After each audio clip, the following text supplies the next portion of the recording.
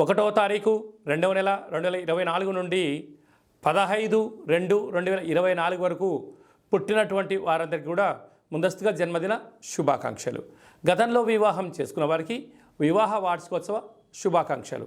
ద్వాదశ రాశుల్లో గ్రహ గమనాన్ని ఒకసారి వీక్షింపచేద్దాం.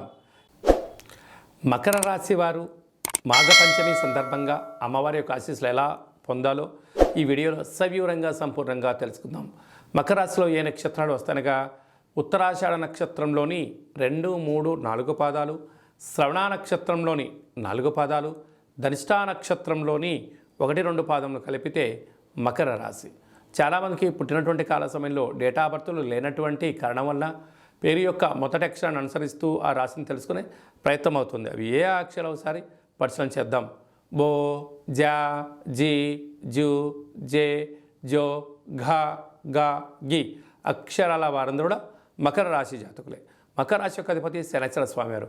వీరు మాఘపంచమి సందర్భంగా అమ్మవారికి తెల్లటి నువ్వులతో కూడుకున్నటువంటి సున్నుండలు లాంటివి కానీ, నువ్వులతో కూడుకున్న పదార్థాలు కానీ, పాల పాయసం లాంటివి కానీ, పెరుగు దద్దోజనం లాంటివి ఆహార పదార్థాలు, తెలుపు వస్త్రాలు, తెలుపు గాజులతో అమ్మవారికి అర్చన అభిషేకం చేసినట్లయితే విద్య, ఉద్యోగ, వ్యాపార, సంగీత, సాహిత్య, నృత్య అనేక కార్యక్రమాల్లో అన్నింటా విజయం మీ సొంతం కాబోతుంది.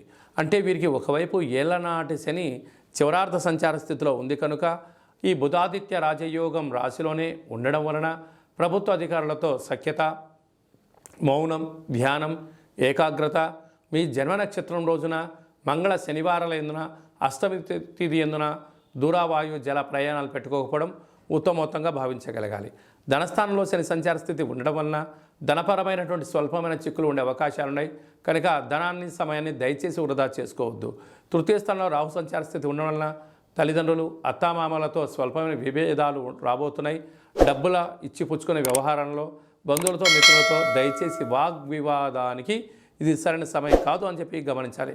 అర్ధాస్తమ గురువు కారణం వలన దూర, వాయు, జల ప్రయాణాలు పెట్టుకునే కాల సమయంలో 1కి 100 సార్లు ఆలోచించగలగాలి. సమయం, ధనం వృధా అవ్వడమే కాకుండా పనులు కాకుండా అనేక రకాల ఇబ్బందికి మీరే ఇబ్బంది అవుతారు.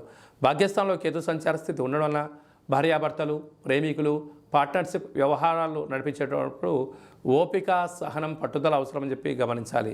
వ్యయంలో కుజ సంచార స్థితి ఉండడం వలన మీ జన్మ నక్షత్రం రోజున మీరు వాహనాలను, ధనాన్ని, లావాదేవీలను దూరంగా ఉండడం వలన సమయం, ధనం వృధా కాకుండా శత్రు ప్రభావాన్ని తొలగించే పరిస్థితి అధికంగా ఉంటుంది.